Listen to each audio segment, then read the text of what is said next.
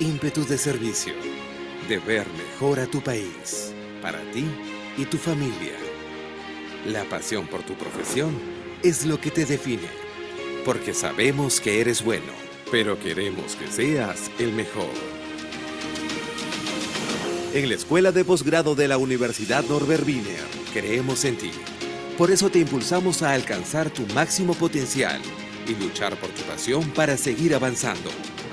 Somos parte del grupo Wiener Carrión y hace más de 50 años impulsamos una experiencia educativa que trasciende en nuestro país. En nuestra escuela de posgrado contamos con más de 12 años de experiencia, brindando así una formación integral en salud, criminalística, educación, gestión pública, investigación, derecho e innovación. Nos comprometimos con nuestro país en formar profesionales del más alto nivel, líderes con propósito social, líderes con excelencia académica. Impulsados por una gran red de universidades en todo el mundo, con convenios nacionales e internacionales que promueven la movilidad estudiantil y docente a través de pasantías, clases espejo, congresos y eventos internacionales de primer nivel. Nos impulsa el generar conocimiento propiciando el aprendizaje mediante la investigación y producción de artículos publicados en las principales revistas científicas del mundo. Nos impulsan nuestros docentes investigadores. Nos impulsan nuestros alumnos y egresados. Profesionales íntegros y competentes con visión global, capaces de superar cualquier obstáculo para seguir avanzando. Nos impulsa la misma pasión que te motivó, esa pasión que impulsa al máximo tu potencial. ¿Y a ti? ¿Qué te impulsa a crecer? Posgrado Universidad Norbert Wiener, tu impulso.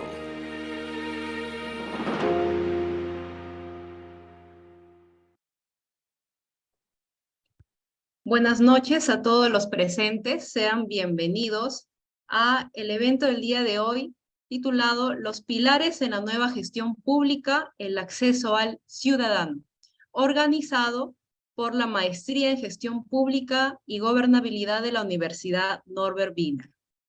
El día de hoy contamos con la presencia del el director de la Escuela de Posgrado de la Universidad Norbert Wiener, el doctor Guillermo Raffo, además de la coordinadora en gestión pública, en la maestría en gestión pública, la doctora Leslie Chica, y la ponente del día de hoy, que es la doctora Fiorella Molinelli.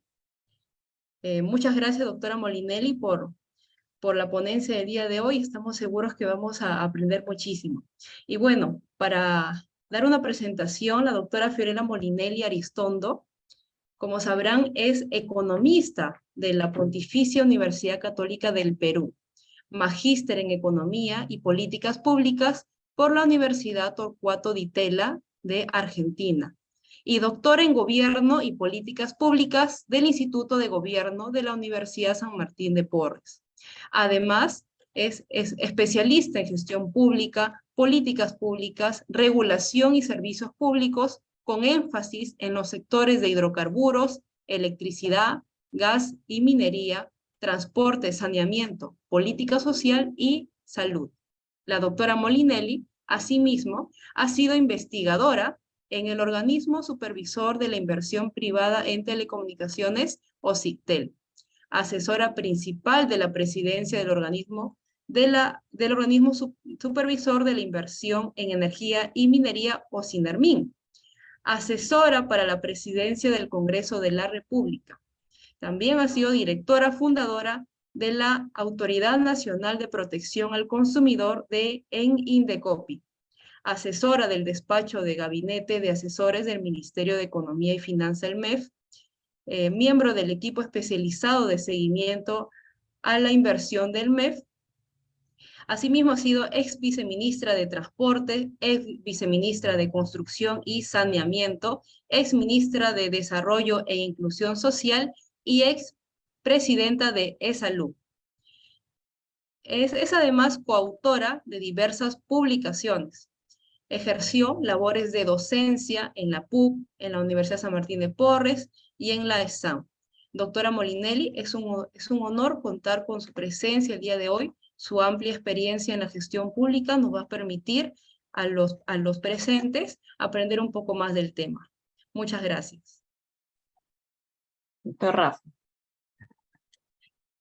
Buenas noches con todos, muchas gracias por la presentación. No era necesario, digamos, extenderse tanto. Realmente me defino como una servidora pública de profesión y con muchas ganas de construir país. He pasado por diferentes sectores y bueno, lo que quiero hacer ahora es contarles, digamos, de una manera escueta, cuáles son los nuevos pilares que rigen la gestión pública y qué podemos hacer para construir país, ¿no? En un sistema tan complicado como el actual, ¿no? Porque taparnos los ojos a la realidad a veces no es correcto.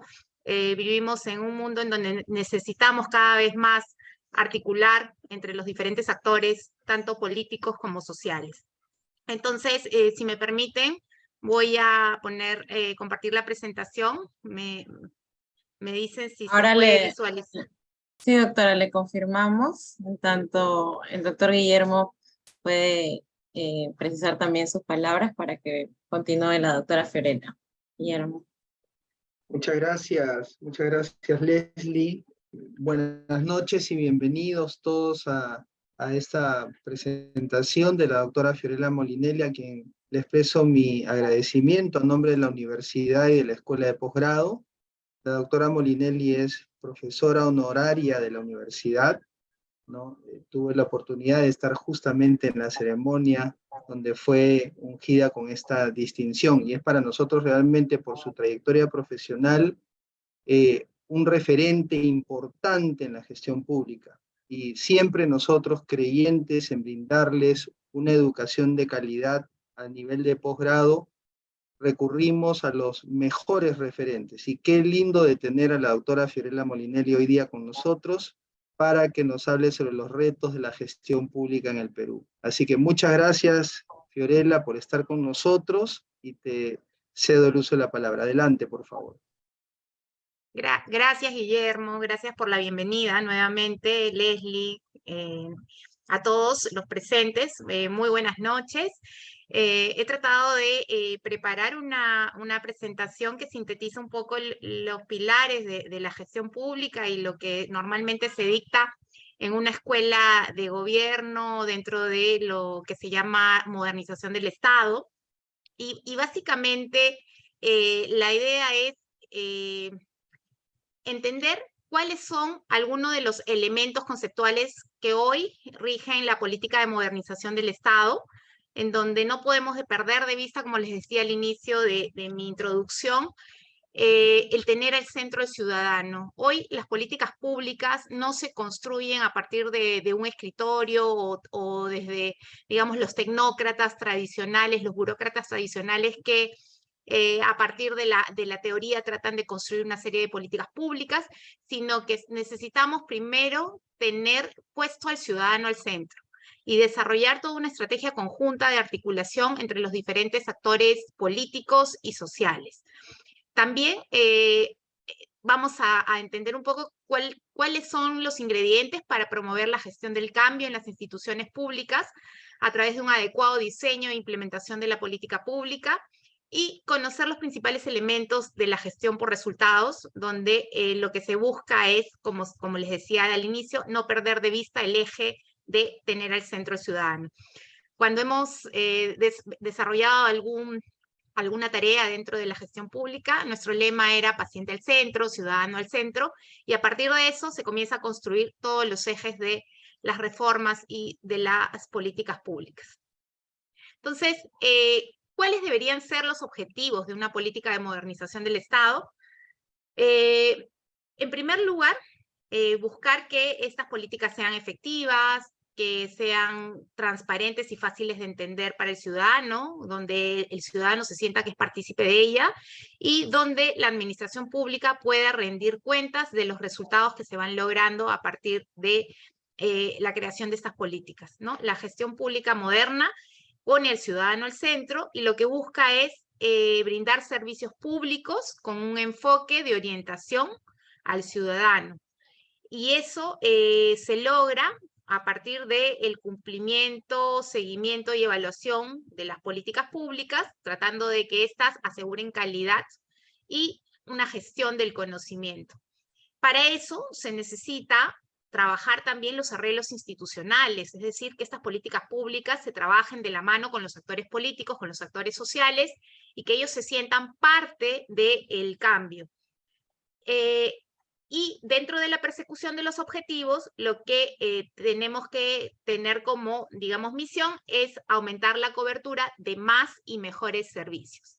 Y eso se logra cuando hay en la entidad un buen planeamiento estratégico, un buen plan operativo que aterrice los objetivos estratégicos institucionales. Para que esto camine bien alineado con el presupuesto, necesitamos trabajar bajo un esquema de presupuesto por resultados o presupuesto guiado por una serie de políticas de incentivos que permitan que la política se sienta, ¿no? No solamente que quede en un papel, digamos, donde termine siendo filosofía pura, sino que eso impacte directamente sobre el ciudadano y el ciudadano sienta que el gestor público está trabajando para construir, para aumentar su bienestar y el bienestar de la ciudadanía en su conjunto. Para eso se necesita que la entidad, el gestor público, tenga claro cuáles son los procedimientos y los procesos dentro de la entidad para que esa gestión esté orientada a los resultados. Esos son un poco los pilares de la política de modernización del Estado. Y básicamente comenzamos definiendo qué es una política pública, ¿no? Las políticas públicas son acciones, es tener al Estado en acción, ¿no? Con acciones premeditadas que los gobiernos, autoridades realizan para alcanzar un fin común, un fin público, ¿no? Alcanzar un fin público. Por ejemplo, hay autores que definen esto como un conjunto de acciones intencionales y causales orientadas a la realización de un objetivo de beneficio público, cuyos lineamientos de acción, agentes, instrumentos, procedimientos y recursos se reproducen en el tiempo de manera constante y coherente, buscando atender las necesidades de la población, es decir, atender los asuntos públicos, no los asuntos privados, ¿no? Hay otros autores también que definen la política pública como el conjunto formado por varios objetivos colectivos, ¿no? Ese es el tema, el interés público, considerados como necesarios y acciones que son tratadas por lo menos parcialmente por una institución u organización gubernamental con la finalidad de orientar los comportamientos de actores individuales o colectivos para modificar una situación inicial que resulta problemática o insatisfactoria. O sea, ¿cómo podemos cambiar una situación inicial para llegar a otra que genere mejoría en el bienestar de la ciudadanía? Y aquí, básicamente, tenemos que las políticas públicas, bueno, dentro de este desarrollo de conceptos, termina siendo aquellas políticas que permiten que el Estado entre en acción a través de una serie de intervenciones en la economía para que se logre mejorar el bienestar o la satisfacción de todos los que habitan en un país, ¿no? Son acciones estatales que tienen como finalidad intervenir en la sociedad para transformar un estado de cosas que permitan aumentar el bienestar general. Entonces, es el Estado en acción. Dentro de las características claves que deberían tener las políticas públicas, básicamente están que estas deberían ser estables, adaptables, que deben guardar coherencia y coordinación, que deben guardar calidad de la implementación y de la efectiva aplicación. Debe haber un interés claro hacia la parte pública, hacia el interés público, y deben demostrar eficiencia, ¿no? Y eso es lo que hoy en día vemos que, digamos, es más difícil de lograr, ¿no? Hay la turbulencia política, los sucesivos cambios en los ministerios, en los actores políticos, hacen pues que estas políticas públicas no sean continuas, no sean estables, que se pierda ese nivel de coordinación y que cada vez que entra un nuevo ministro, un nuevo director general, traten de poner su sello propio borrando lo anterior. Entonces, eso termina afectando al ciudadano, termina afectando el avance del logro del objetivo que debería ser buscar mejorar ese interés público, ese interés colectivo. Dentro de el logro de las políticas públicas, básicamente hay 10, digamos, como 10 recetas que no debemos de olvidar los que hacemos políticas públicas, los gestores públicos. En primer lugar, y eso le llamamos el decálogo, ¿no? Que está desarrollado en un documento del BID, ¿no? Que lo leemos la mayoría de gestores públicos, que estamos dentro de la administración pública, y es básicamente, en primer lugar, reconocer que los procesos sí importan. ¿Qué quiere decir que los procesos sí importan, ¿no? Es decir, que el proceso de formulación de una política va a tener repercusión importante sobre la calidad de la misma, ¿no? Incluida la capacidad de los países de crear un entorno estable de políticas, modificarlas, aplicarlas y hacer cumplir de manera eficaz y asegurar que se persiga el interés general, ¿no? Y dentro de este proceso se necesita, como vuelvo a repetir, articular no solamente con los actores políticos, sino también con los actores sociales, ¿no? Porque a veces se definen muy buenas políticas públicas en el escritorio, pero cuando se tratan de llevar a la práctica, estas no funcionan porque no han sido sensibilizadas, porque no han sido entendidas por el resto de actores, porque en esa búsqueda de querer implementar políticas públicas siempre hay un juego de equilibrio general donde, digamos, alguien gana, puede ser que alguien también sacrifique algo, pero la idea es que ese equilibrio general no se altere. Luego, también está, el gestor no debe perder de vista que hay que tener cuidado con no copiar algunas recetas de políticas prefabricadas, ¿no? Cuando uno intenta traer alguna fórmula de algún otro país donde quizás ha funcionado, esto no significa que va a funcionar de la misma manera en nuestro país, ¿no? ¿Por qué? Porque a veces estamos hablando de realidades culturales distintas, estamos hablando de economías con diferentes avances, ¿no? Pueden haber economías que están desequilibradas, hablando macroeconómicamente, otras que guardan un mayor equilibrio.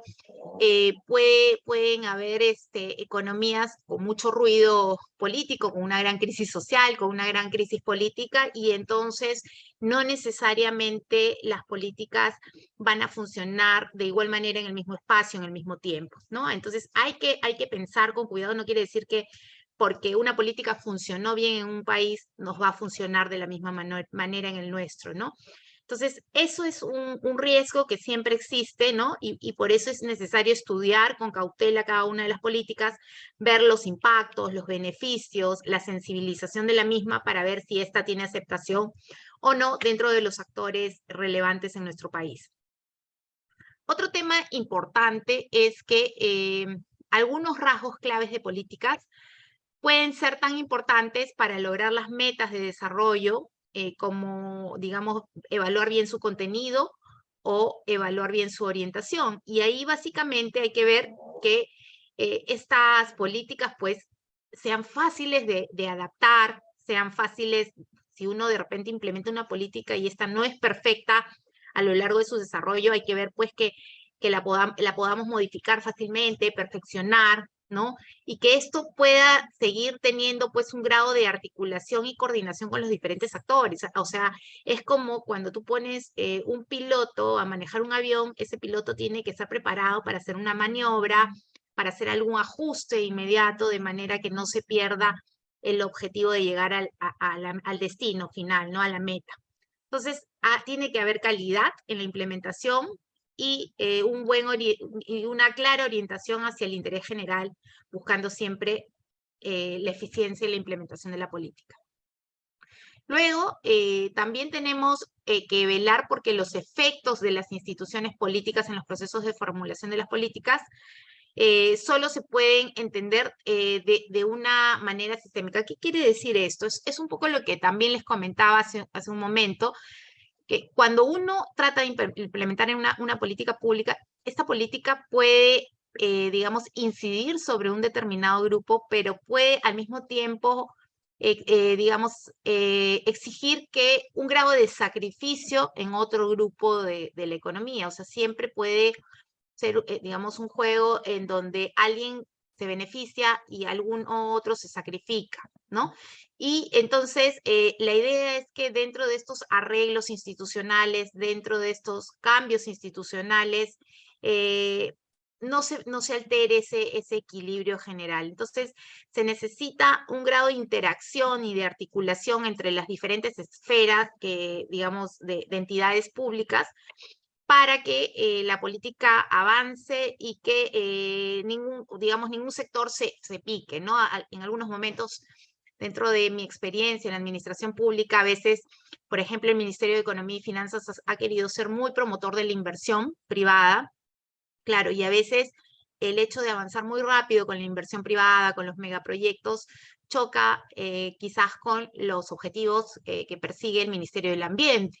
Y entonces, claro, el tema es cómo logramos expandir nuestra economía en un ambiente no solamente socialmente amigable, sino ambientalmente amigable, ¿no? Donde se cuide la naturaleza, donde se cuiden nuestros recursos naturales, donde estos no se agoten en esa mística de querer invertir, ¿no? Invertir, avanzar rápidamente, pero que eso al final agote nuestros recursos, los extinga o los maltrate, ¿no? Entonces, la idea es cómo buscamos que ese equilibrio no se altere. Esa es la gran, digamos, pregunta o el gran reto que existe cuando uno desarrolla políticas públicas. ¿Qué otros temas más? Hay que tener cuidado con las recetas de reforma de política institucional que ignoran el entorno institucional al momento de adoptar una decisión, ¿no?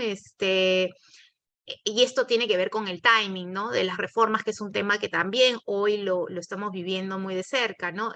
Estamos en un momento de llevar a cabo una reforma política, podemos esperar, no podemos esperar, podemos hacer reformas de expansión de la economía, van a tener eco o no. Por ejemplo, ¿qué pasa si sacamos un shock de expansión para, digamos, reactivar la economía? ¿Los inversionistas ahorita están pensando en invertir o no están pensando en invertir? ¿Qué es lo más importante en este momento? Buscar la paz social, buscar el orden social, dialogar, escuchar a los actores, poner orden frente al vandalismo, primero estabilizar, digamos, la paz social, el orden social y luego reactivar la economía. Se pueden hacer todas las cosas al mismo tiempo, van a tener eco. O sea, ¿qué pasa si mañana sacamos un paquete de reformas tributarias o de, digamos, exoneraciones o lo que fuere? Creo que mucho no cambiaría el entusiasmo de los empresarios, porque el decidir invertir también pasa por tener esa calma social, ¿no? El saber pues que si yo voy a apretar el acelerador en mis productos agroindustriales, estos van a poder llegar a su destino, pero si las carreteras están bloqueadas, ¿qué hago produciendo más? ¿No? Esos son temas que tienen que ver con el timing en el desarrollo de las reformas. El decálogo del buen gestor de políticas públicas también busca que las reformas de políticas institucionales que tienen efectos importantes de retroalimentación en el proceso de formulación de las políticas tienen que ser alimentados o analizados muy cuidadosamente. Es decir, estas políticas públicas tienen que ser analizadas constantemente, tiene que haber una evaluación continua, no decir ya se lanzó la política pública, ya está caminando y esto ya no va a fallar y nos olvidamos de hacer un análisis de impacto en el camino, ¿no? O sea, las políticas públicas requieren una medición constante, requieren analizar cuáles son los cambios que se han dado respecto a mi línea de base, lo que heredé y lo que va mejorando, en qué momento se agota esa mejoría, ¿no? Y que requiere pues de un nuevo cambio, un nuevo ajuste en la política pública para que esta no se estanque. ¿Qué otros temas más? También se necesita que la capacidad de los actores políticos esté puesta para cooperar en el tiempo, y esto es un factor determinante clave de la calidad de las políticas públicas, ¿no? Por ejemplo, hemos visto que por más de que se han querido hacer reformas en el sector de educación, el tema de la SUNEDU y todo, las reformas que se han visto, cuando hay inestabilidad política, estas reformas pueden avanzar en un momento, pero también pueden haber retrocesos, ¿no? Las señales de que de repente tenemos congresos donde se aprueban mejoras a la calidad educativa y en algún momento cambian los congresistas y estas mejoras a la calidad educativa se ponen en tela de juicio y se dan una serie de beneficios y exoneraciones a las entidades académicas, ¿no? Como periodos de gracia, ¿no? Para seguir actuando sin ese control de calidad que requieren estos servicios que son esenciales para la población, ¿no? Son servicios, salud, educación, son servicios que no deberían ser descuidados y que está muy bien que el Estado se encargue de ellos, los brinde, buscando asegurar la calidad y la oportunidad y sobre todo el acceso universal para toda la población. Entonces, la cooperación requiere que los actores políticos estén bien enfocados y que esto tenga como digamos, una ruta clara, el tema de la búsqueda de la calidad en la política pública. Es más factible también tener procesos políticos eficaces y mejores políticas públicas cuando hay una mayor dotación institucional, es decir, cuando el país no es tan frágil, ¿no? Y no hay una crisis institucional como la que estamos viviendo hoy en día, en donde vemos que el deterioro institucional se da en los diferentes poderes del Estado, en los propios ministerios, en las entidades privadas. Es como un efecto cascada que va, digamos, va expandiéndose por todas las entidades e instituciones y empresas de nuestro país, porque así es, ¿no? La crisis institucional lamentablemente es contagiosa, ¿no? O sea, las instituciones básicamente no son el edificio, no es digamos, la entidad o la organización, sino la conforman las personas. Y cuando hay hay crisis en un país, hay una crisis de valores, hay crisis, digamos, de conflicto, que pasan por conflictos sociales y crisis generalizadas, eso se expande porque son las personas las que hacen las instituciones, ¿no?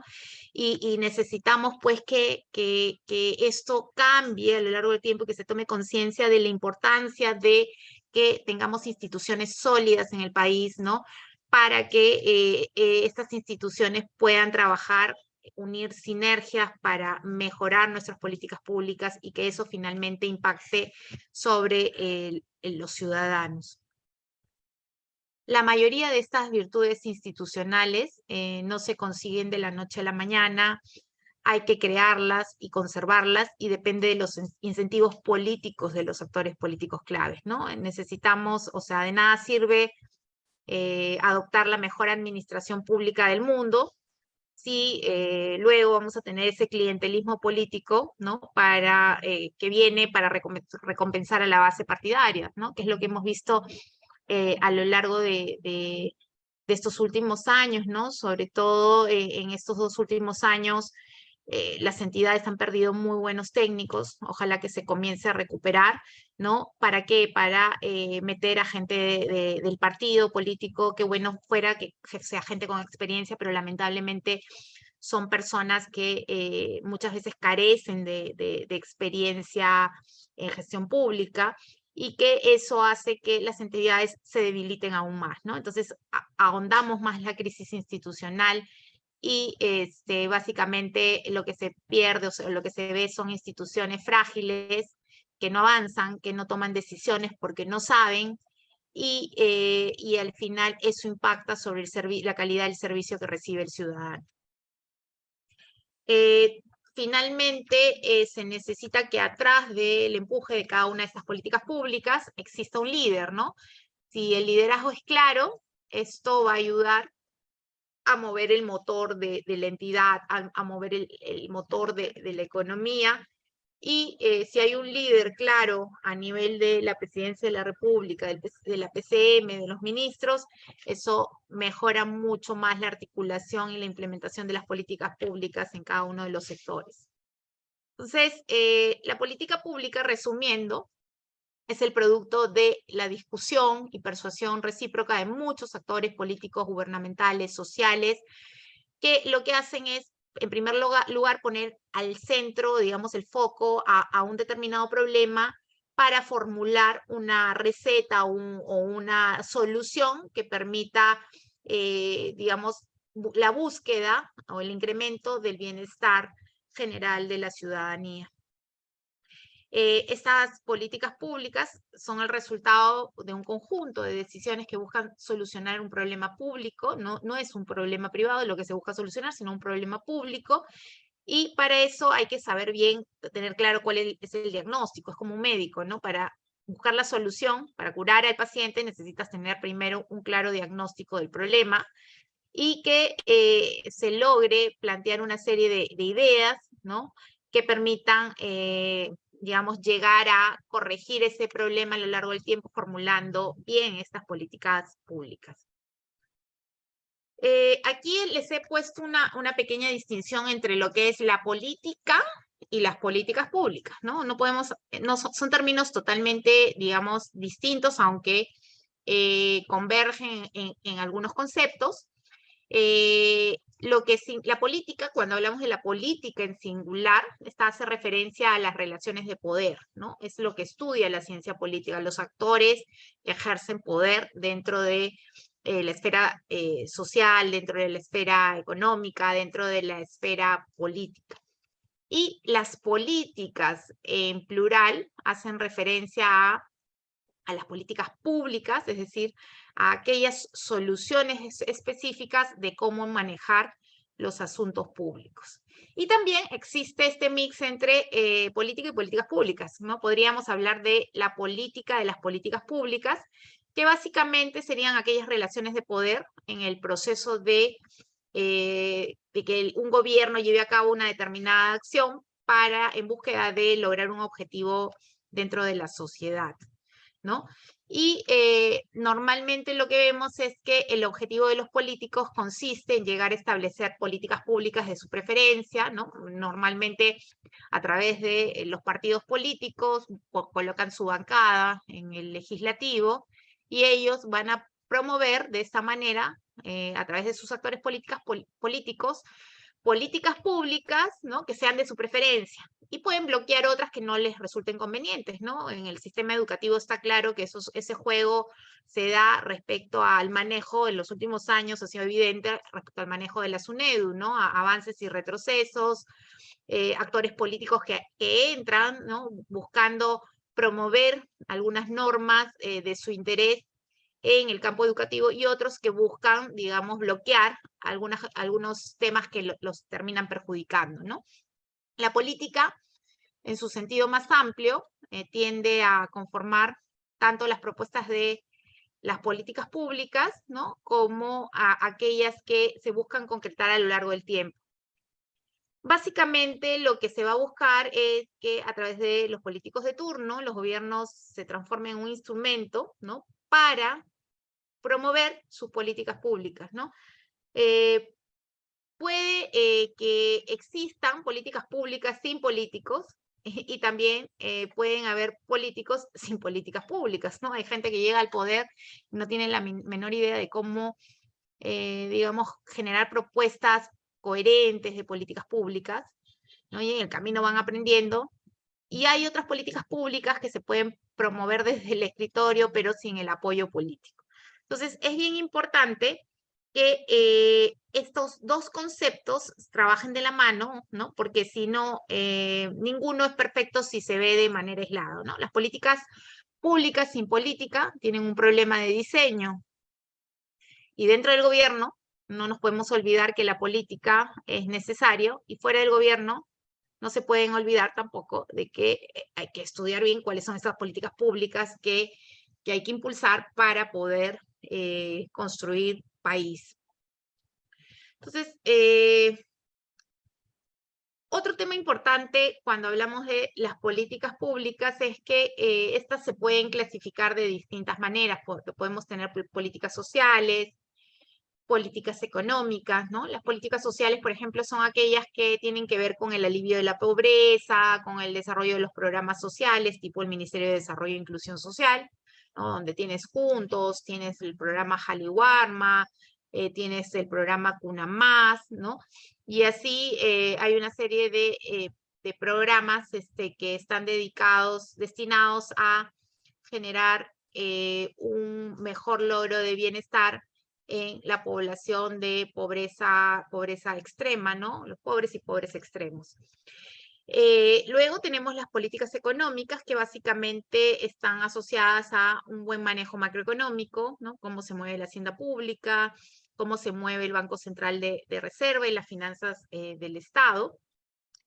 Y también tenemos las políticas que tienen que ver con la gestión, ¿no? de un país, con, digamos, cómo mejorar, cómo modernizamos al Estado, cómo hacemos que este se construya sobre pilares sólidos. Y aquí básicamente están las normas asociadas a la meritocracia, por ejemplo, el servicio civil, servir, el tema de cómo mejoramos la planificación, ¿no? El planeamiento estratégico dentro de las entidades, la mejora en el uso del gasto, en el gasto público y la mejora en el uso de los recursos, la gestión financiera. Cómo mejoramos todo lo que es el compliance, la auditoría, la evaluación, el control interno dentro de las entidades y cómo se mejora la administración presupuestal y todo lo que es la recaudación. Dentro del análisis de las políticas públicas surgen algunas preguntas, ¿no?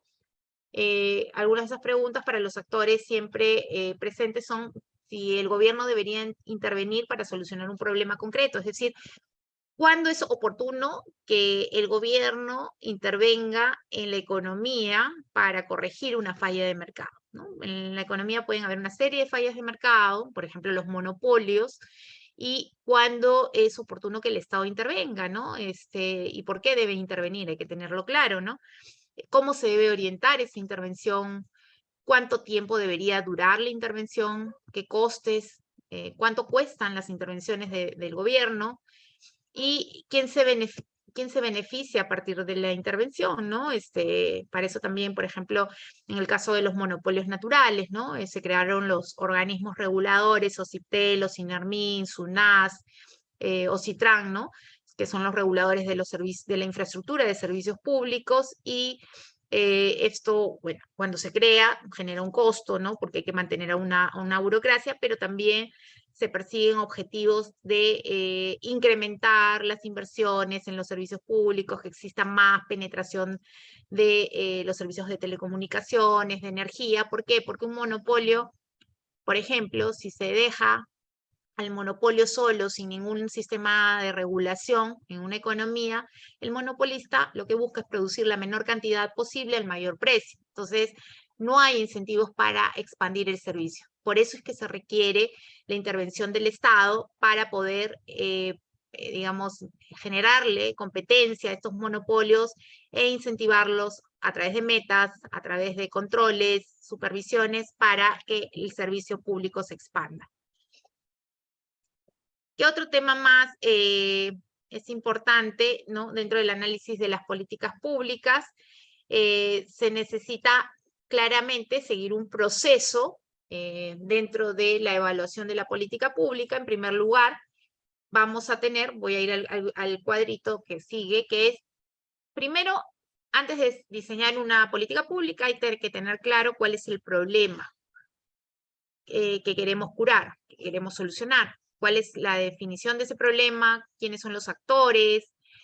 ¿Cómo se trabaja la agenda para abordar ese problema? Luego, ya teniendo claro el diagnóstico, hay que formular soluciones, ¿no? Para la toma de decisiones. Un problema puede tener varias soluciones, o sea, no hay un solo camino para atacar el problema, es como una enfermedad, ¿no? Hay antibióticos que sí funcionan, pueden funcionar uno o dos, tener el mismo efecto, el mismo impacto, o alguno puede solucionar a medias el problema, pero hay que tener clara cuáles son todas esas alternativas, las ventajas y desventajas. Y luego ya viene la etapa, una vez que uno toma la decisión de abordar ese problema, de plantear la solución, viene la etapa de la implementación, ¿no? Siguiendo las directrices, la aplicación de las decisiones, y entramos a una cuarta fase, que es la evaluación de los resultados. Es decir, hay que analizar cuáles han sido los resultados respecto a mi línea de base, cuánto he mejorado, qué se ha logrado, la política está funcionando o no está funcionando, es necesario meterle un ajuste, adaptarla mejor o está bien como se ha planteado desde un inicio. Y luego, cuando la política pública ya surte efecto total, hay programas, y esto es muy raro, ¿no? En donde ya el programa se acaba, se cierra, se resuelve y ya uno comienza digamos, a ver otro tipo de problemas, ¿no?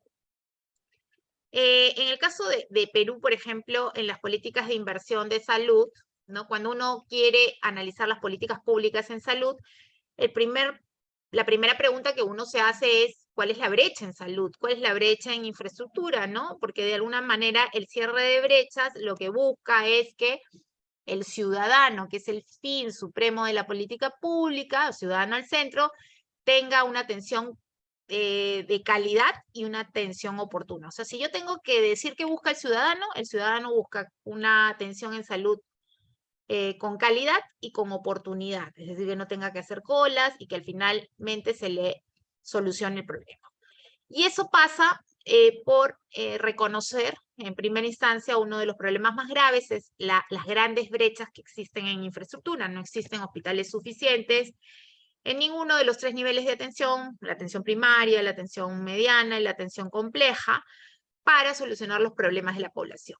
Entonces, ¿eso cómo lo analizamos? ¿Cómo lo verificamos? Cuando vemos los índices de competitividad de los países, Perú siempre está en la cola en infraestructura y está en la cola en lo que es salud y educación primaria, ¿no? En salud y educación hay una enorme brecha que no se ha cerrado respecto a la performance de los países de la región. Y cuando vemos un poco las estadísticas de cómo andan los sectores de infraestructura, telecomunicaciones, servicios básicos de infraestructura, ¿no? Agua, teléfono, educación, energía, transporte, es decir, la gente sin agua no vive, sin luz no vive, ¿no? Sin energía, sin transporte, no hay desarrollo en la población, sin salud, sin educación, la población no logra avanzar, no logra crecer.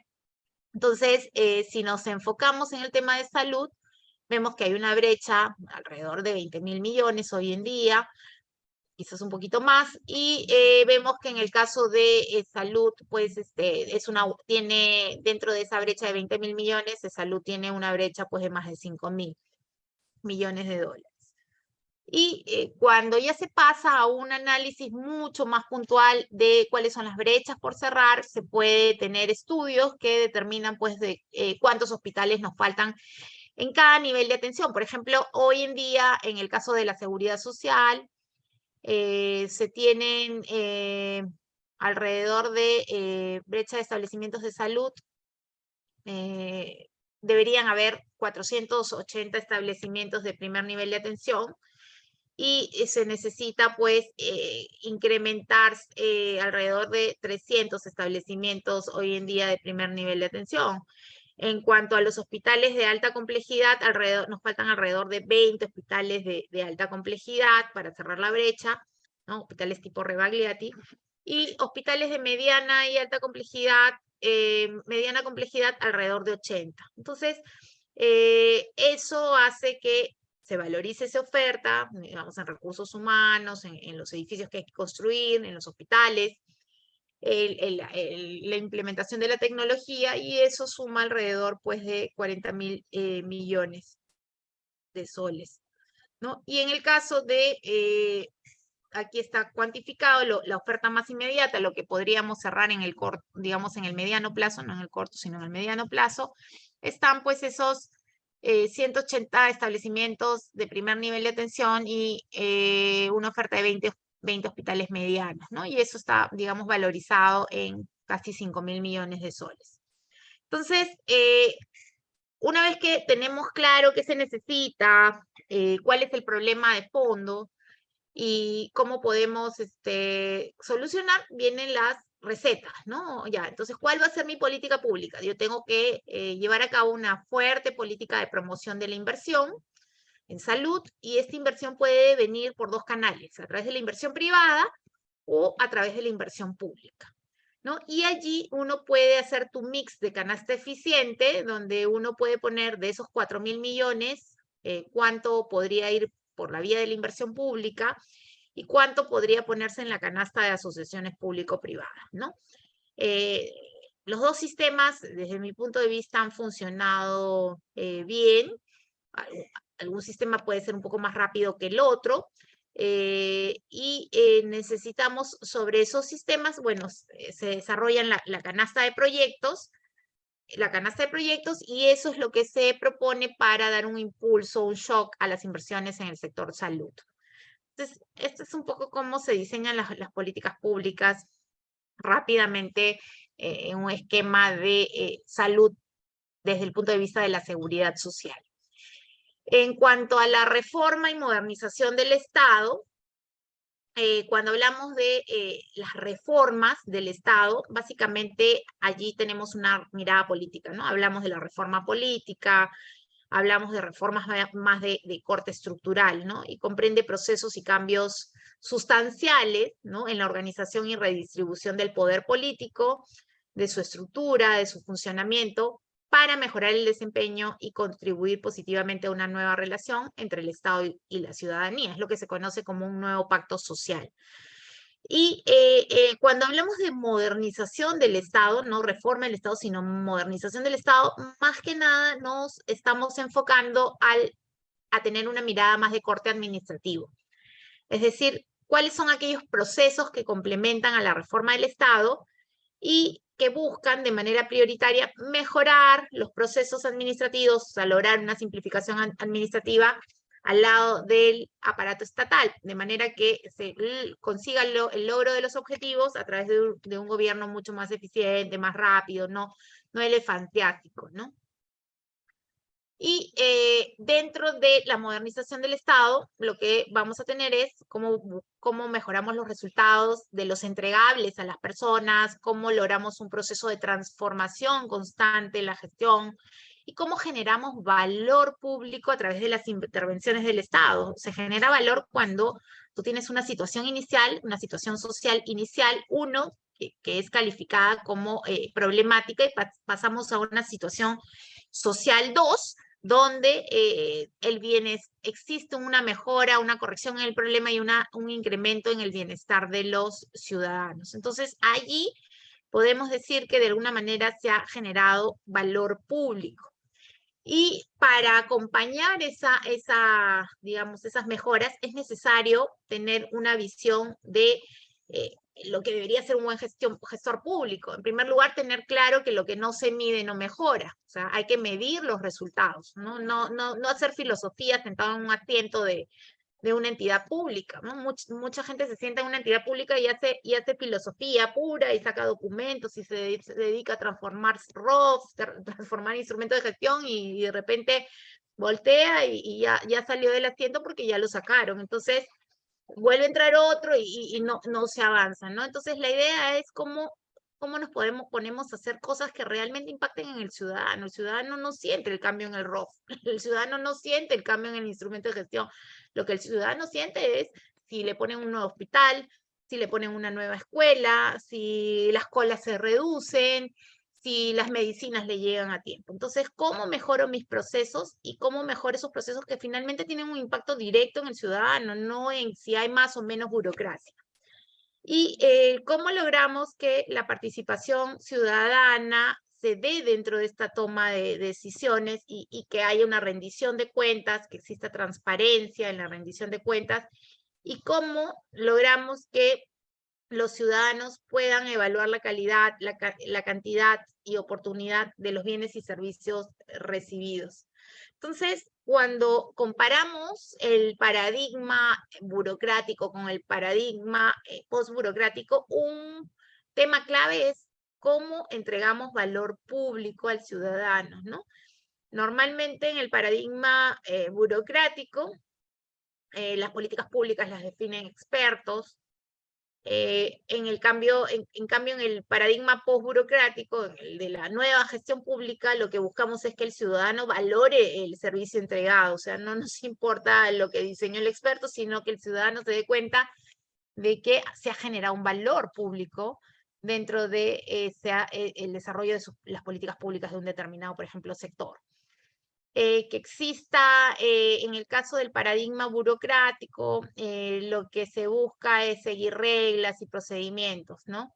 En cambio, en la nueva gestión pública, lo que se busca es resolver problemas, identificarlos bien, aplicar bien las normas, buscar una mejora continua en los procesos, en los entregables, lograr generar incentivos para que la máquina avance, ¿no? La entidad avance, evaluar y analizar resultados y siempre tener una retroalimentación respecto a cuál ha sido el avance, ¿no? Esas mediciones que son tan importantes para evaluar y decir, pues, esto se está midiendo y sí está caminando, ¿no? Es como la vacunación, o sea, puede haber una serie de políticas para la política de vacunación contra el COVID, pero lo que necesitamos es saber con certeza de que la población se puso toda su primera dosis, se puso la segunda dosis completa, ¿no? ¿Cuántos se han puesto la tercera dosis? Deberían tenerlas por lo menos, qué porcentaje de la población, y así sucesivamente, ¿no?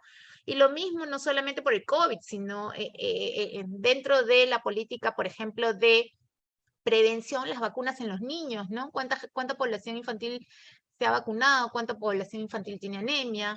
¿Cuánta población infantil tiene desnutrición crónica? En los adultos mayores, ¿cuántos están vacunados con neumococo, influenza? ¿Cómo se está llegando con el proceso de vacunación para tener una política preventiva y promocional de la salud, sobre todo en lo que se refiere a la atención primaria, ¿no? Que su foco es ese, ¿no? Ver cómo cuido a la gente, evitando que ésta se enferme a futuro. Respecto a la modernización también de la gestión pública, la idea es generar una nueva relación entre el Estado y las personas, con un vínculo colaborativo que busque la eficiencia, la eficacia, pero sobre todo preservar la democracia. Ustedes se han dado cuenta que con la democracia frágil que tenemos hoy en día, lamentablemente, con toda esta crisis institucional, con esta crisis social, es muy difícil sostener una política pública, es muy difícil avanzar con la modernización de la gestión pública, sobre todo lograr generar un mayor valor público que permita que el ciudadano sienta pues que la economía, digamos, si bien es cierto,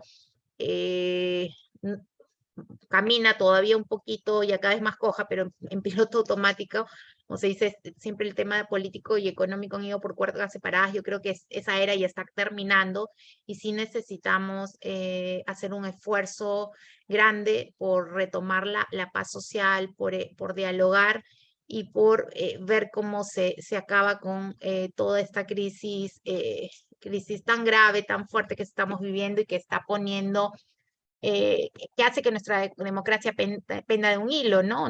Nadie tiene la certeza de cuánto va a durar este actual gobierno, y si se cae, estamos seguros casi la mayoría de que el siguiente que entre también va a tambalear, y así, y uno dice, ¿cuándo va a acabar, no? Es la pregunta que te hace cualquier ciudadano de a pie, ¿no? Cuando está a tu costado y te dice, oye, ¿cómo ves esto? ¿Cuándo va a acabar? Y nadie tiene la respuesta porque todavía, lamentablemente, no somos capaces de generar ese diálogo, ese consenso. Se necesitan, creo que hoy en día, no solamente perfiles técnicos sentados en un gabinete, sino también la capacidad de tener un perfil técnico bien combinado con un perfil político que sea capaz de movilizarse rápidamente y en conjunto a las regiones, escuchar, sentarse con los actores claves y sobre todo identificar quiénes son esos actores que reclaman, ¿no? O sea, quiénes son los verdaderos interlocutores y tratar de generar, pues, acuerdos que permitan pues, lograr la calma y el verdadero compromiso del Estado. Necesitamos también, digamos, que los ciudadanos asuman un rol más activo en la participación en el diseño de las políticas públicas. Finalmente, ¿cómo entender la nueva gobernanza? La nueva gobernanza pública pasa por una palabra muy sencilla: ciudadano al centro. Se necesita fomentar la participación ciudadana y las relaciones horizontales entre los diferentes actores de interés, que todos los actores de interés se sientan involucrados en la toma de decisiones, logrando equilibrar esas fuerzas y tratar de disminuir esas asimetrías del poder, ¿no? Luego, se necesita pues que la capacidad de un gobierno claro, que pueda administrar bien los recursos y aplicar bien las políticas, y un respeto hacia los ciudadanos, y eso se logra con transparencia, con una mayor participación de estos y con una garantía de parte del Estado del cumplimiento de las reglas de juego en el país, ¿no? Y del Estado de Derecho. En cuanto a los retos, ya para terminar, ¿no? De la gobernanza, nos encontramos, generalmente este es el diagnóstico general de nuestro país. Hay una falta de sistema eficiente de planeamiento. Normalmente las entidades no hacen un buen planeamiento. Hay poca articulación entre los actores y poca articulación entre ese planeamiento y el presupuesto, ¿no? Al final cierra el año y es muy fácil verlo respecto a la ejecución presupuestal. Muchas entidades no cumplen con su ejecución presupuestal, no cumplen con sus metas. Hay diferencias de la estructura de organización, en la estructura de organización de las funciones de las entidades, ¿no? Digamos, hay un diseño institucional, pero muchas veces ese diseño institucional no se respeta. Llega un nuevo actor y quiere, digamos, traer su propia visión y traer a sus propios equipos y desarma la organización. Hay inadecuados procesos digamos, de prestación de bienes y servicios, la débil articulación, una infraestructura logística insuficiente, ¿no? Para lograr el desarrollo de un país. A veces también vemos inadecuada política de recursos humanos, no hay meritocracia, y carencia de sistemas de información y conocimiento, ¿no? Para ver las lecciones aprendidas, no duplicar esfuerzos, ver qué cosas están funcionando o no. Y dentro de esa, digamos, esa problemática está el bajo desempeño del Estado, ¿no? Lo que finalmente va a trasladarse en la insatisfacción que siente el ciudadano, porque un bajo desempeño del Estado lo que genera es desconfianza, insatisfacción ciudadana. Todo esto genera pues un retraso en el desarrollo de infraestructura de nuestro país, un retraso en lo que es la provisión de los servicios de salud, educación, ¿no? Y finalmente, ¿quién es el que sufre los platos rotos de todos estos desórdenes? Es el ciudadano, y sobre todo aquel ciudadano más pobre, ¿no?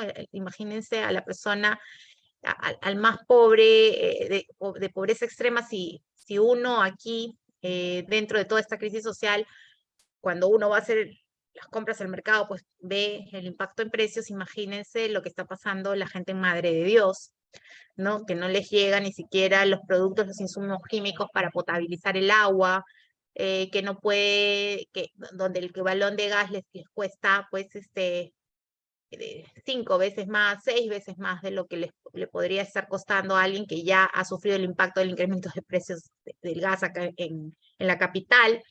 Y así podríamos decir una serie de problemas que hoy no se están viendo de manera tan clara, pero que eso nos va a pasar una factura enorme como país. Entonces, necesitamos prepararnos, necesitamos que ustedes dentro de la academia que están interesados en hacer gestión pública, sepan que ser un buen gestor público parte de la misiva de poner al ciudadano al centro. 1. 2, no hay política pública que sea buena si no se articula bien con los actores políticos y los actores sociales. 3, lo que no se mide no mejora, ¿no? Hay una distancia entre el gestor público que se sienta a hacer filosofía en un escritorio y el gestor público que sabe medir sus resultados, que sabe evaluar sus impactos y que tiene claras sus metas y sus objetivos. Y 5, necesitamos que rendir cuentas con transparencia, con participación ciudadana, con gestión del conocimiento para mejorar el diseño de nuestras políticas públicas y que el ciudadano se sienta partícipe y también como, digamos, el eje central de la inspiración para tener cada vez políticas públicas más efectivas en nuestro país. Con eso termino mi presentación. Esta es una breve presentación que he preparado para ustedes, pero la gestión pública involucra mucho más cosas. He tratado de darles las cosas más, digamos, de fundamento que pueden ayudarnos a reflexionar y a ver qué cosa podemos hacer para cambiar nuestro país y hacer que eso mejore e impacte sobre la calidad de vida de la población. Muchas gracias. Muchas gracias, doctora. Efectivamente, hemos tenido todo un recuento y analizado rápidamente los aspectos medulares para ejercer una gestión pública. Y esta es una herramienta, la que nos ha dado la doctora, que se puede replicar claro, con cargo a la especialidad de cada sector en los diferentes sistemas administrativos que tenemos en la Ley Orgánica del Poder Ejecutivo, que rige para toda la administración pública. Así que ahí he visto que los chicos han estado también dando algunos ejemplos, poniendo algunos comentarios en el chat. No sé si alguno tiene quizás consultas, algo que quisieran comentar con la doctora. Por ejemplo, me queda mucho a mí respecto del tema de poner al ciudadano al centro, ¿no?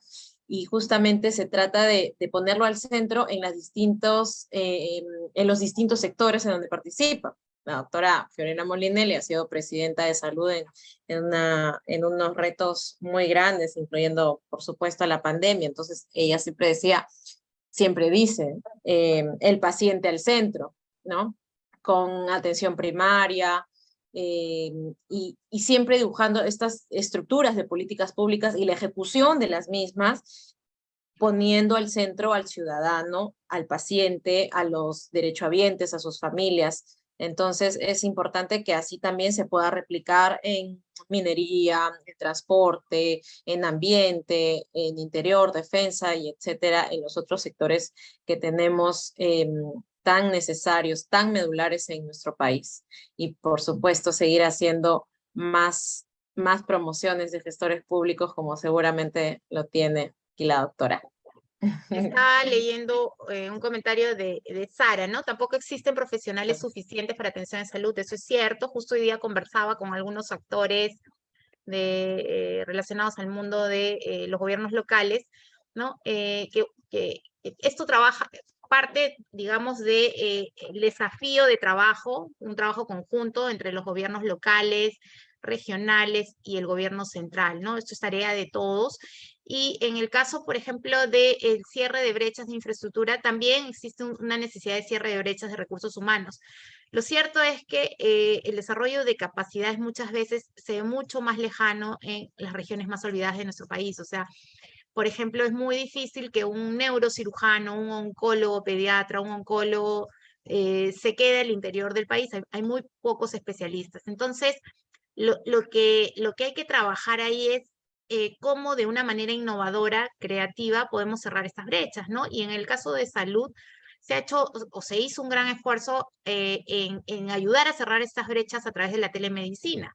O sea, la telemedicina lo que hace es poner a disposición de manera, digamos, a través de la telesalud, esta articulación entre los médicos especialistas y los médicos generales que pueden estar en ciudades muy alejadas, en ciudades donde no es muy difícil encontrar un especialista en cardiología, en neurocirugía, ¿no? En la lectura de una imagen muy especializada. Entonces, cómo usamos no solamente, digamos, el tema de la infraestructura, sino el tema de la tecnología y de la innovación para cerrar estas brechas, porque el recurso humano no se genera, así haya buena voluntad, de la noche a la mañana, sobre todo en el caso de personal de salud que toma su tiempo en formarse, ¿no? Los médicos pues estudian 8 años, ¿no? Si sumamos la especialidad, ¿no? Y todo el internado, el residentado, etcétera. Entonces, son carreras muy largas y aún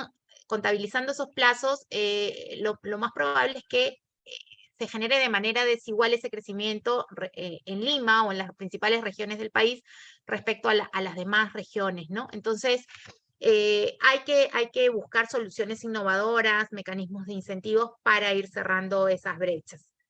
Eso es lo que estaba leyendo por allí. Es correcto, dice, llamarlos vándalos. Claro, hay que separar, ¿no? Porque dentro de las protestas hay actores sociales con legítimas protestas y de todas maneras los que queman aeropuertos, los que destruyen la vía pública, que lo hemos visto, no son actores sociales que protestan en paz, ¿no? Son vándalos. Entonces, a cada quien llamarlo por su verdadero nombre. Entonces, hay que separar la paja del trigo, ¿no? Y creo que de nada nos sirve ser hipócritas con la realidad. Entonces, yo nunca he sido hipócrita, digo las cosas como son. Creo que las demandas sociales son legítimas. El derecho a la protesta está garantizado. Hay muchos actores que reclaman con total legitimidad y yo me sumaría a muchas de las protestas sociales, en el sentido de que la población pues no pasan los años y no hay agua de calidad, no se terminan de cerrar las brechas en salud, no se terminan de cerrar las brechas en educación, la penetración de las carreteras cada vez avanza menos, ¿no? Y no hay desarrollos de proyectos que permitan articular el Brain con Lima, la Madre de Dios con el resto del país. Esas son las protestas que creo que deberíamos visibilizar, ¿no? Además de la gente que vive, yo como ministra de Desarrollo, ex ministra de Desarrollo e Inclusión Social, he visto la pobreza en las zonas de frontera, ¿no? De nuestro país, donde es dura la realidad. Entonces, sí hay que visibilizar esas cosas y sí hay que separar la paja del trigo, porque lamentablemente también existe esa paja que deteriora lo que es la ganancia de un país, ¿no? Que son sus activos críticos, ¿no? Imagínense, pues, la gente que destruye un aeropuerto, que quema una ambulancia, ¿no? Que no permite que un niño llegue al hospital a curarse, que incendia a un policía, ¿no? Esas son las cosas que también debemos criticar y debemos visibilizar, ¿no? De acuerdo, doctora, sí. Además, esta cuota de realidad a la que no podemos ser ajenos. Muy bien. Sí, Abraham levantó la mano, ya la bajó, creo que lo escribió, y usted ya lo ha comentado. Bien. Entonces, si no hay algún comentario adicional, doctora, podemos cerrar entonces su participación agradeciéndole desde la Escuela de Posgrado de la Universidad Norbert Wiener, y especialmente en el programa, en la Maestría de Gestión Pública y Gobernabilidad. Esperamos que podamos hacer más iniciativas de esta índole para seguir aprendiendo y consolidando los conocimientos de los profesionales que ya forman parte de esta casa de estudios. Muy bien, encantada de haber estado con ustedes y un gusto participar con la familia de la Universidad Norbert Wiener siempre. Un agradecimiento especial a todos. Gracias, doctora. Buenas noches entonces con usted. Gracias. Gracias. Muy bien, entonces ya hemos podido conversar con la doctora Fiorella, al igual que hemos tenido también participación de expertos en la materia de gestión pública en distintos sectores para conocer los aspectos fundamentales, el decálogo que hemos visto ahora de buen funcionario público, y cómo es que los diferentes sistemas administrativos coadyuvan en una mejora continua del funcionario del servidor público como gestor. Esta es una muestra de las diferentes iniciativas de mejora que también está haciendo la Maestría en Gestión Pública y Gobernabilidad de la Escuela de Posgrado de Norbert Wiener. Y para darles algún contexto sobre la casa de estudios, es necesario precisarles a todos ustedes que esta escuela de posgrado de Norbert Wiener, Carrión, tiene más de 50 años de experiencia como grupo educativo, priorizando los sistemas en educación, gestión pública, salud definitivamente, criminalística, derecho, innovación, entre otros, ¿no? Y tiene este objetivo primordial para consolidar a profesionales que tengan un alto nivel, que compitan con los actuales líderes en propósito social, con integridad y con la capacidad de lograr cambios importantes que se reflejen en el ciudadano de a pie, sobre todo en estos tiempos en donde nuestro país necesita con urgencia mejores gestores públicos con capacidad técnica y de gestión para llevar adelante los diferentes sectores y los sistemas administrativos del poder ejecutivo. Además, es importante mencionarles que nos encontramos dentro de los rankings internacionales renombrados, como el Monitor Empresarial de Reputación Corporativa también, Great Place to Work, calificado por los propios trabajadores. Además, tenemos más de 2.200 alumnos a la fecha, más de 3.000 egresados, docentes expertos en más de 100. También contamos con una gran bagaje de docentes que están inscritos en RENACYT, más de 37, que tienen una labor muy continua durante todo el proceso de investigación, y muchos de ellos son los docentes que acompañan durante los 4 ciclos que vamos a revisar en esta maestría, partiendo desde la metodología de la investigación, tesis 1, 2, y culminando con el proyecto de tesis para la correspondiente sustentación para obtener el grado. Docentes honoríficos, como ahora hemos presentado a la doctora Molinelli, y en investigación también una tarea constante, que de hecho es uno de los índices y de los mecanismos por el cual se van midiendo a los docentes que integran esta escuela de posgrado en la maestría de gestión pública y gobernabilidad.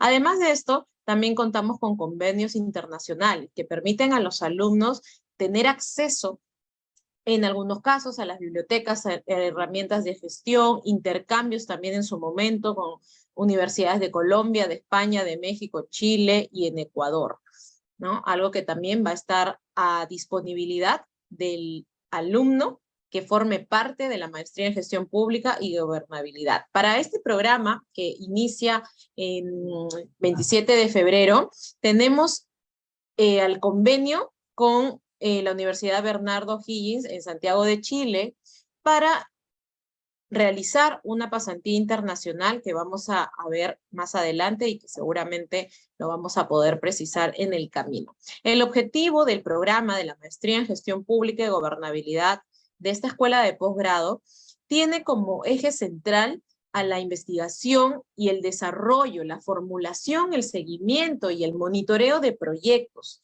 en gestión pública que estén enfocados a mejorar la calidad del funcionario, a la propiamente gobernabilidad que necesita nuestro país. Además, implica el análisis de recursos humanos, a herramientas tecnológicas, a la gestión de situaciones complejas, de conflictos, y también a la integración de poderes, en una mejora, en un mecanismo constante, eficiente, eficaz y con herramientas competitivas para poder estar a la altura en diferentes sectores que se requieren en nuestro país con profesionales de calidad.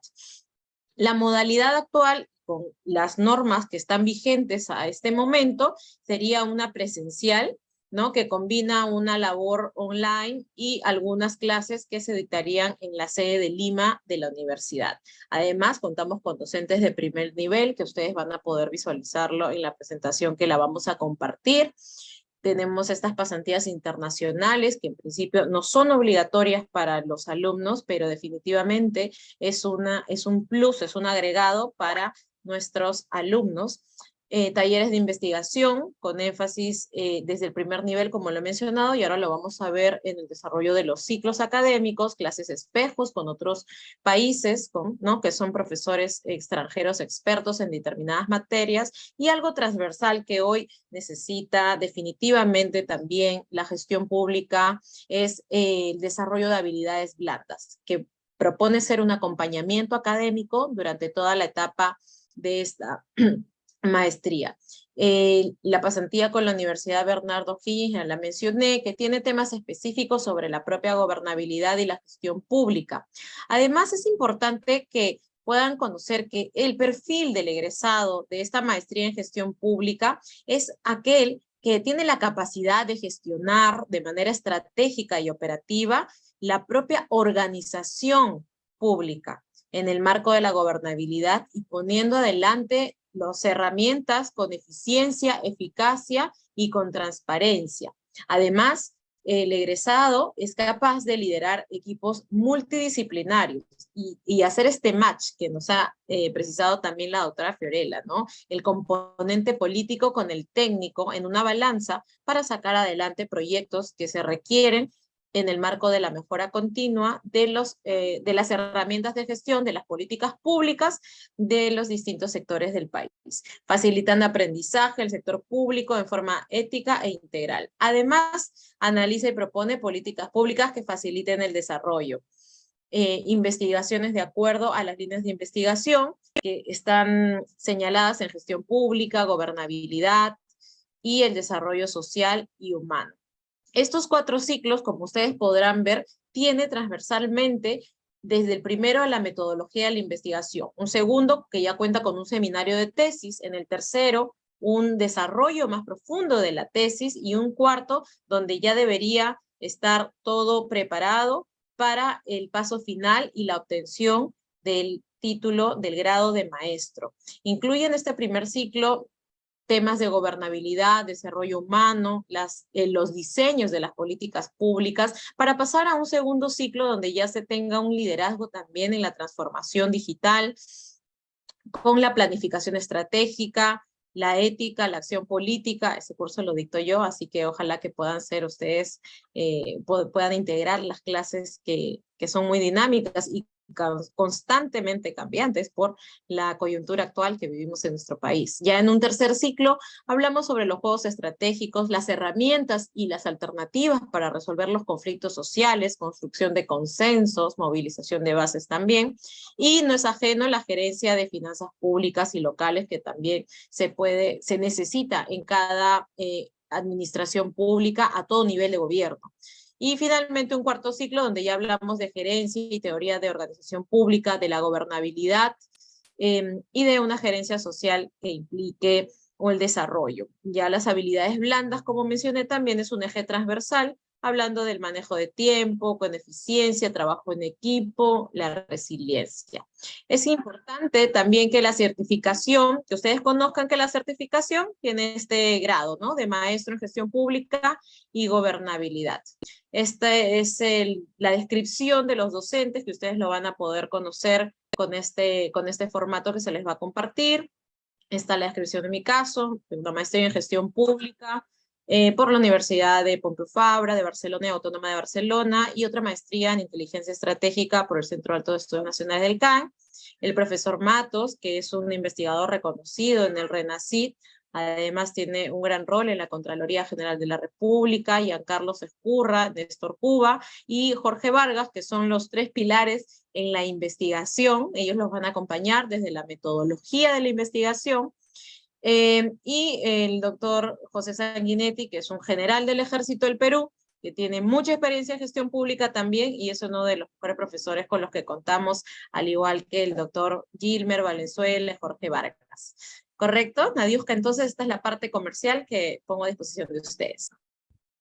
Muchas gracias. Bienvenidos a conocer la Escuela de Posgrado. En esta oportunidad, como presentó la coordinadora Leslie, estamos iniciando la maestría en Gestión Pública y Gobernabilidad para el 27 de marzo, el primer grupo del año. Es una formación de 1 año y 4 meses. La duración es de 16 meses continua de la maestría. Estamos en proceso de admisión, entrevista profesional, y los invitamos el día de hoy a participar en esta bonita experiencia de la maestría en gestión pública. La modalidad y los estudios cuenta con una modalidad registrada por SUNEDU con una modalidad semipresencial. Quiere decir que va a haber clases virtuales, clases sincrónicas y algunas clases presenciales para fortalecer el conocimiento de la gestión pública. Los horarios de clases son flexibles, horarios cómodos, que se adapta actualmente a la vida cotidiana que llevamos tanto profesional como personalmente. En el primer módulo de las clases van a ser 100% virtuales sincrónicos. Ya se dictan los días sábados, clase flexible, días sábados cada 15 días, de 8 de la mañana a 12:45 del mediodía. Por curso van a tener 4 clases clases sincrónicas, clases en vivo, con profesores. También cuenta con acompañamientos con sus docentes, asesorías una vez por semana. Asesorías son una vez por semana, también horarios cómodos, de 8:30 a 10 de la noche, ¿ya? En lo que es formaciones presenciales, van a tener un curso por módulo de formación presencial. Para mayor detalle de horarios, ya contamos con la fecha. Una vez que solicite información, se le podemos compartir la formación académica, malla curricular, horarios de clases y todo el brochure a través de mi correo por WhatsApp. Dejo mis datos ya formales en el WhatsApp, en el chat, disculpe, el cual me pueden escribir por WhatsApp, por correo electrónico, para darle mayor información correspondiente. También voy a dejar un link donde pueden visualizar toda la información que les estamos dando el día de hoy.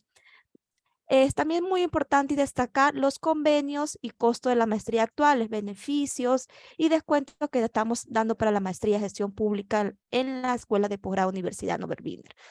Coordinadora, si me permite pasarla a los convenios y beneficios. Esta parte es muy importante que conozcan. En la Escuela de Posgrado Universidad Norbert Wiener estamos dando descuentos extraordinarios que le ayudarán a participar en la maestría en gestión pública. Nosotros tenemos varios convenios con colegios profesionales a lo largo del tiempo de nuestros años de servicio, en 50 años de servicio a nivel educativo. Hemos tenido convenios con colegios profesionales que en esta oportunidad se lo queremos presentar para que conozcan. Estos convenios lo pueden obtener como beneficio directo o familiares directos que estén colaborando en instituciones, como les voy a mencionar, o colegios profesionales. Le comento la inversión general y luego pasamos a los beneficios y descuento. Información general de la maestría actual de gestión pública gobernabilidad tiene un costo de 13.500 soles, cual es financiado a cómodas cuotas de una admisión de 300, donde pasamos el proceso de admisión, entrevista profesional.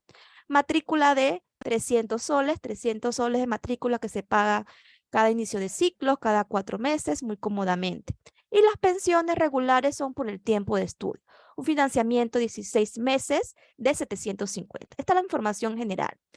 Para el beneficio de este primer trimestre en la Universidad Norbert Wiener, estamos dando 20% de descuento para todos nuestros convenios. ¿Quiénes participan y quién pueden obtener nuestros 20% de descuento? Les comento para que tengan la información general, pero como le indico, me pueden escribir al número telefónico. Colegios profesionales, ya que estén habilitados, colegios como tecnólogos médicos, colegios de químicos farmacéuticos, colegio de abogados del Callao, colegio de obstetras, tienen beneficio con este descuento.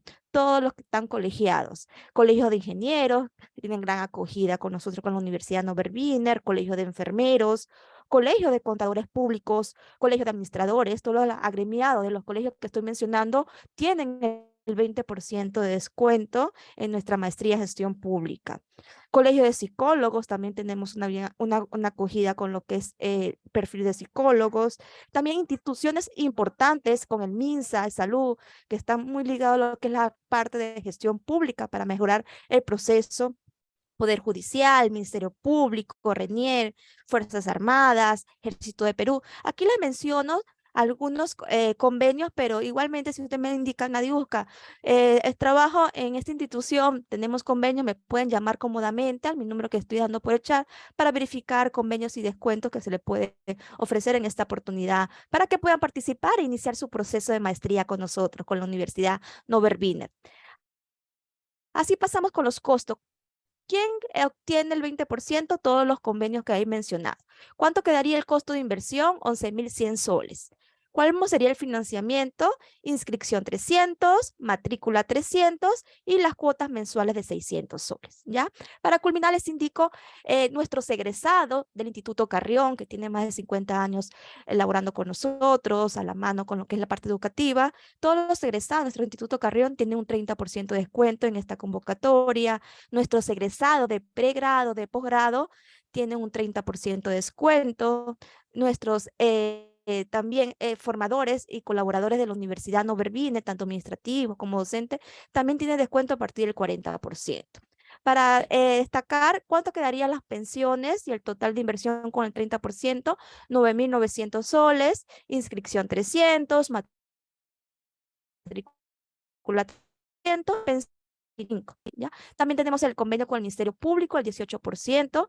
Se mantienen estos costos del inicio de la maestría hasta el culmino de la misma. No tiene variaciones, ¿sí? Ustedes pueden estar confiados 100% de que ustedes son las mensualidades que van a tomar y van a tener inversión por todo el estudio del año y 4 meses. Con el Ministerio Público, para culminar, tenemos un descuento del 18%, total de maestría 11.340. Todo nuestro financiamiento cuenta con una inscripción de 300, matrícula 300 y con el Ministerio Público quedarían sus pensiones de 16 meses en 615.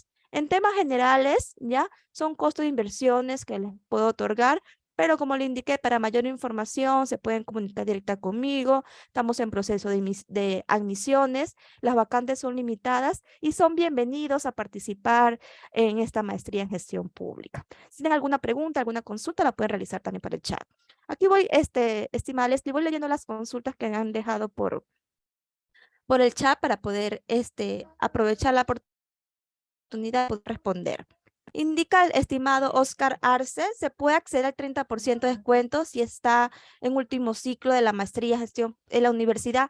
Los descuentos son por campañas, estimado Oscar. Descuentos son con campañas y se otorga al ingresante. Una vez que ingresa el alumno a la maestría de gestión pública, ese costo se mantiene hasta finalizar. Los descuentos son por campaña, así que aprovechen la campaña que estamos ofreciendo, que son descuentos extraordinarios por campaña. Ya la persona y el alumno que se inscribió con un descuento, ya se mantiene el descuento correspondiente según el convenio que se había firmado en esa fecha que se inscribió.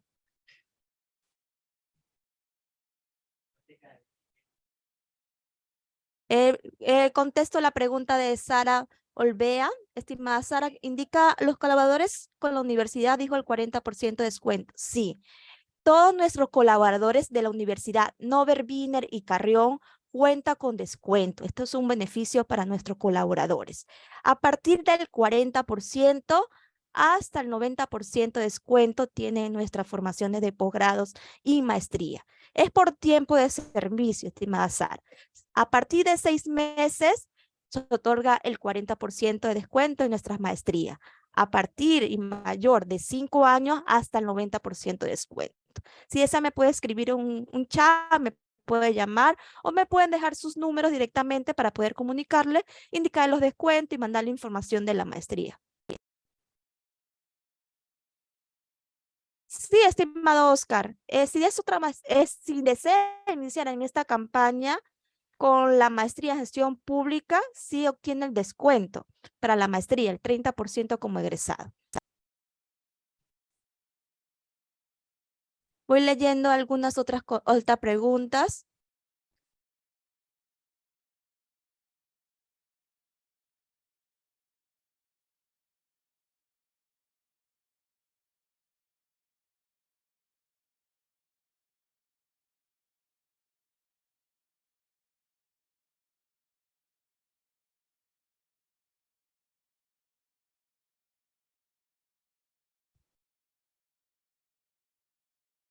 Contesto la pregunta. En el caso del colegio de enfermeros, ¿cuál es el documento a acceder de descuento? Les comento documentos a presentar. Si es instituciones, por el MINSA de Salud, última boleta de pago, actualizada. Si es por colegios profesionales, habilidad profesional vigente. Este es el único documento a presentar. Y se mantiene el descuento hasta el culmino de la maestría. ¿Sí?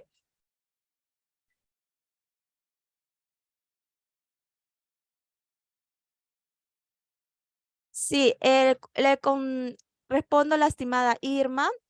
Estimada Irma, su consulta es por el Colegio de Químicos.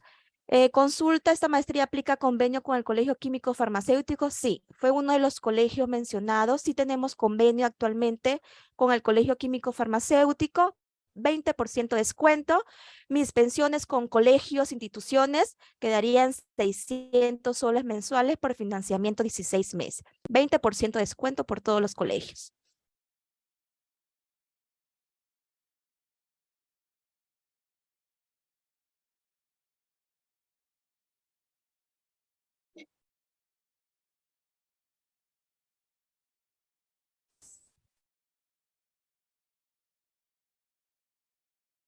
Dejo mis números nuevamente por el chat para que puedan llamarme, comunicarme. También dejo el link de la información correspondiente a la maestría para que se puedan comunicar de forma inmediata conmigo, escribir un WhatsApp, un chat, o me puedan llamar.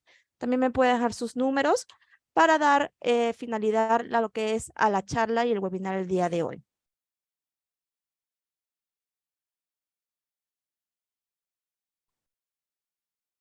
Para culminar y responder la última pregunta al estimado Aurelio, hay convenio con el Colegio de Profesores. Estamos en proceso, tenemos el asesor de convenio que es Manuel García y está en proceso para concretar el convenio con el Colegio de Profesores. Ya aproximadamente para el mes de abril vamos a tener el convenio firmado con el Colegio de Profesores, que también le va a permitir tener un 20% de descuento en lo que es la maestría en gestión pública y en la área de posgrado. Pero si me indica, estimado Aurelio, Nadiuska, yo quiero acceder a algún descuento para tener la maestría. También tenemos el descuento referidos. Descuento referido le aplica el 15% en las pensiones que dan a su pensión en 638. Una pensión muy cómoda.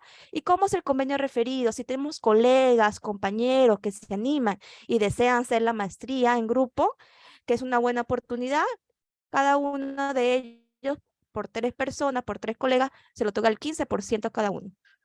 Y también tenemos el convenio corporativo. Si alguna institución no tiene convenio, no ha firmado convenio con la Universidad Novervina, tenemos el convenio corporativo a partir de 4 colegas, a partir de 4 colaboradores inscritos en la maestría, le otorgamos a cada uno el 20% de descuento. Así que si desean saber más un poco de los convenios, de los descuentos, de los beneficios que ofrecemos la Universidad Novervina y de la malla curricular, me pueden escribir o llamar al número que acabo de dejar en el chat. Muchas gracias por participar y compartir este tiempo con nosotros.